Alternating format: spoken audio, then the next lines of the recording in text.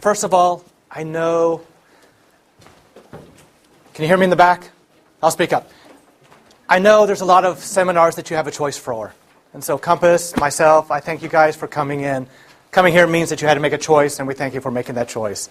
I will make your time worthwhile. You'll have some fun, hopefully a couple laughs. And you don't have to turn off your phones. Okay? You don't have to turn off your phones. Matter of fact, there's opportunities for you if you so desire to be interactive with the presentation. This is about learning, and everyone learns in different ways. For myself, I learn by trial and error, and the more I do it, the better I get. Question, how many people, this is their first KOTESOL? Wow, okay, good. So all the newbies are in the front, all the old-timers are in the back. Thank you for being energetic. Once again, my name's David. Yes, ma'am. Oh, I'm sorry, I was just still raising. Okay. Yeah, if you have a question, yeah, go ahead, raise it up. We're not that strict on protocol here. A little bit laid back. Everyone ready? Here we go. David Jones, real simple. Yes, really my name. Why are we here? Why are you here? We're here for effective ways to improve writing skills for beginners. And keep in mind, we're talking about beginners, defined as someone who's learning to become better. And it doesn't mean if they're a university student, a middle school student, or elementary student. A beginning level skill is still a beginning level skill. So you would go, well, I teach high school students. That's okay. They're still going to be beginners. And you may use different vocabulary with that set of students. But some of the skills, some of the examples will still be very meaningful for you. Esker. I'm finished a master's program. I'm studying my doctorate. And all those words are really, really hard to write all the time. So that became my own personal acronym if I had to write those in. That's what we're talking about. Exemplars. Love them, use them. Context. Language is meaningless unless you have a context. Right? We need to know what we're talking about so we're having a communication on the same level. Scaffolding is so important to get through the different steps of development. We don't want to drop them in the deep end without first introducing them step by step so we know they can handle themselves in the deep end. Right? You go to Everland, they put you on the little life vest. You can't go in the swimming pool without one. It's that type of scaffolding. We're giving them a safety blanket, something to hold on to so they get better step by step. And revision. Nasty little word. You're not done the first time you write it. However, something they write one week, they can redo again next week. They can redo a year later. So we're not necessarily creating new work every time, creating busy work. They get a chance to improve their skills over time as they go through the levels.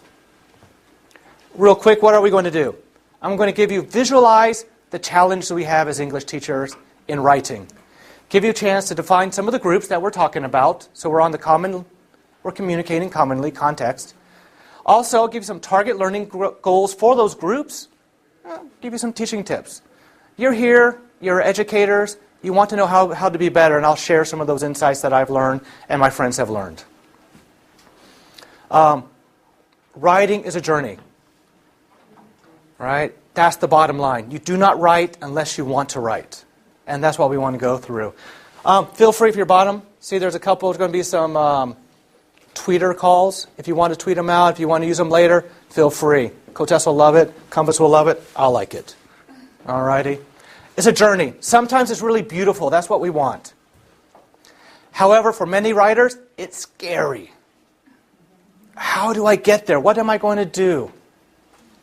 Some of the writing is very windy. It's not very direct. It goes this way and that way. They don't know what they're going to do. They don't know how to get to the final goal. But sometimes it's just magical. You get this writing sample from a child or from an early beginner, and you can see where they're coming from. And it's just really nice as a teacher to see that they're thinking outside the box. But as a writer, sometimes you just feel like you're swimming upstream, right? You write something down, it's like, oh, that's not right. You write something down, that's not right. And we've always had those teachers, right? The ones that run us in circles. Here you go, that's wrong, give it back. Well, where's my feedback? How do I get better? Write it again. That's not what we want to do. Just walking in circles doesn't help the young writer. Writers want to have this magical moment. We want, as teachers, to install in our students this magical moment where they're like, this is fun. And what do all writers want? They want to leave their footprint on the world. What they write down, what they share with their friends, what they share with the world, what they share on the blog, the purpose is for leaving a footprint so that later on people can look back at it and have meaning at some level with them. So our learning groups. Start from the very beginning. How do we get from there to here? I'll show you in a second. We need level-appropriate material. Remember we talked about beginners is a state of mind, not an age group. So university students, middle school students, and elementary students all have different appropriate levels of information. This one's the manual one. Sorry. All right? Practice makes perfect. Right? And it has to be at the current level. If they've advanced to the next level, they've advanced to the next step, get them to practice the next step. Don't keep going back to something that's easy. Don't let them do the easy stuff. Make sure they're still doing it at the right level that they're ready for. Consistency, that's both between me as a teacher and them as a student. When we're giving the feedback, be consistent in your feedback. Pick one or two items you want to focus on and continue to focus on until they've gained that skill. Then start introducing new challenges for them. And constructive feedback. Right? They want to know what they do wrong. They may not want to have the bad grade, but they want to know what they've done wrong so they can improve next time. And how you present that feedback is really important for the young writer. And revision. And once again, this is not taking the homework saying, this is horrible, do it again.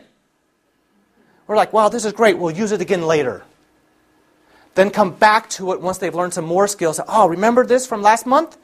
Can you make it better now? So they're going to take something old, they're not creating it from scratch, and they're just building it newer and newer. Oh, did I say practice?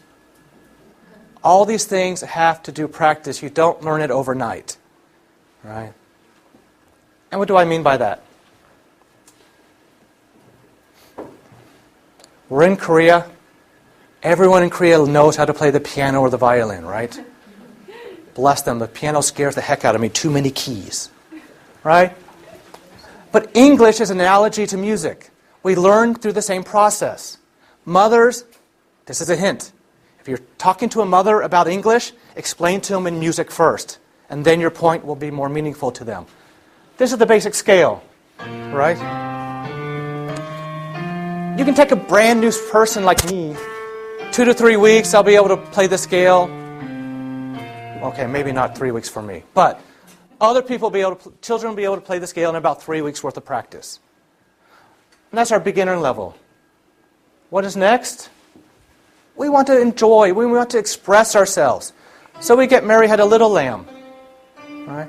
About 6 weeks, 6 months from the beginning scales, they start to play some music. They're expressing themselves. They're sharing their ideas and their musical talent with their parents, with their friends.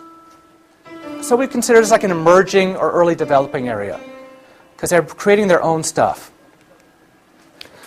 Now is when the teaching comes. This is where the skill sets start to evolve. Hands up if you know the song. The Aristocats. Right? Arpeggios. That horrible finger dance across the keyboards and back down again. Left-handed and right-handed.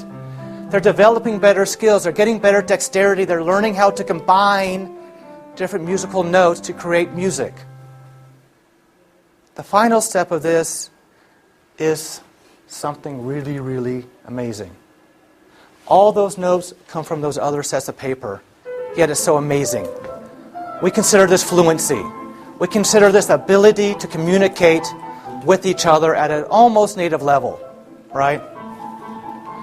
It's an ongoing process. You will always be getting better, even if you're a fluent native speaker. I learn new words all the time, right?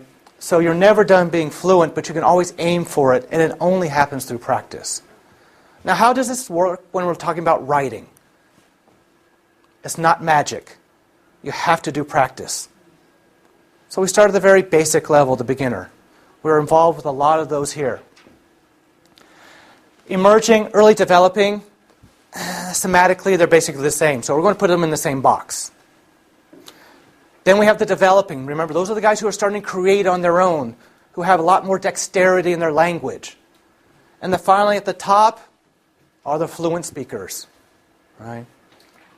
These do not equate to test scores. Right? Do not make the mistake of saying these are grade level specific, these are not TOEIC grade specific. We're talking about writing, and writing is dynamic. Writing has a unique sense of roles. So let's turn this upside down. What do we need? You see the beginners and emerging, I've lumped them together, and there's a reason. They have the same goals. In order to become better, they need vocabulary. They need to know the words they know in Korean. They need to know the same words in English. What they also need to, sorry about that. They also need to be able to use the grammar rules, right? We need to start practicing the grammar, setting it off so they understand. For the developing, now comes the fun. Now we're giving them secondary terms, right? I'm hot. My wife is Korean. Love her to death. There's only 2 weathers in Korea. 너무 더워. 너무 추워. There's only 2 weathers in Korea. I'm an American. We have warm. It's cool. It's nice. Right? We have a lot more variations in the language for weather, it seems. Right? And that's what we want. Give those as secondary vocabulary words. Then we need to support in details. We're starting to give them ideas, not just, I'm hungry. I'm hungry since I didn't eat breakfast. Right? We're giving some ideas how to do that. And the sentence complexity. We'll talk about that later. Finally, we get to the fluent. The fluency is persuasion. I have some opinion and I want you to believe the way I believe. Argumentative. I don't mean fighting. I'm better than you are. Sonia Shide is the best, right? But if I say Sonia Shide is the best, I'm going to support it with my argument, explain to it. Well, they have really long legs, right? They've been around for 5 years. I'm supporting my argument with facts. Finally, defensible writing. And this is the opposite of argumentative, is we should do something since this will help many people. So you're creating an argument and you're defending that argument within your writing. And finally, yes, this is the TOEIC level. Those really big words you use once a week. But some words that are big words are very meaningful in writing because it takes one word instead of writing a whole sentence. And they are important. So let's talk about teaching tools. Let's go back to the beginners. Right? We're going to walk you through this, and I'm putting these 2 groups together because they have the similar goals.